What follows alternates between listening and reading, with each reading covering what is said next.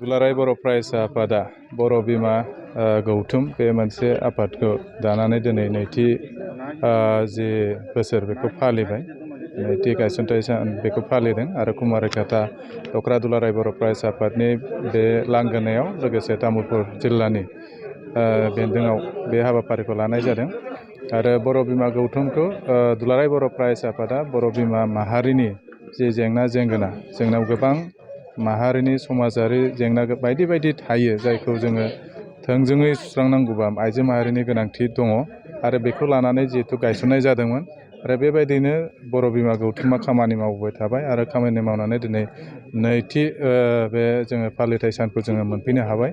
आरो बे मोनफैनो हानाया जोंनि थाखाय गोग्गाथाव आरो बे जाहाथे इयुनाव आरो जाहाथे गोलाव सम बर' आइजोनि जेंना आरो माहारिनि जेंना आरो जोंनि बर' माहारिनि जौगानायाव जाहाथे जेब्लायबो खामानि मावनो हाथों, बेखौ जों जेब्लायबो आसा थियो आरो जेब्लायबो बिथांमोननिफ्राय जोङो बोसोन आरो जि बोर बेखौ मोनलांबाय थागोन, बे मोनसे मिजिंखौ जोङो दोनो।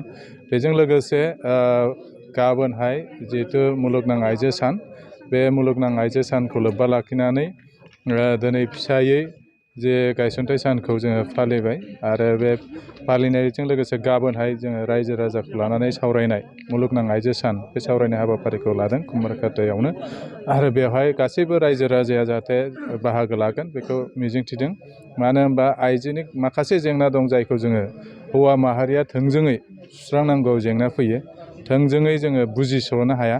आइजोनि गेजेराव गोबां माखासे जे जेंनाफोरखौ सुस्रांनांगौबा आइजो माहारियानो दायथ' लानांगोन आरो बे दायथ'खौ बर' बिमा गौथुमा दिनै लाबोदों।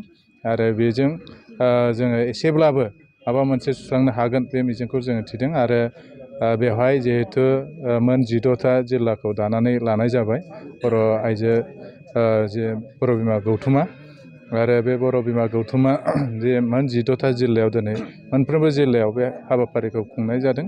आरो गाबोन मुलुगनां आइजो सानखौबो मोनफ्रोमबो जिल्लाया बे हाबाफारिखौ लागोन आरो मिरु नाङै तामुलपुर जिल्लानि बे कुमारिघाटानि बे सुजित नार्जारि अडिट'रियामाव जों सानसेनि हाबाफारि लानानै बे खुंफुंगोन आरो बेवहाय गासैखौबो नुजाथिफैनो थाखाय जों हांख्रायबाय। गोजोन्थों।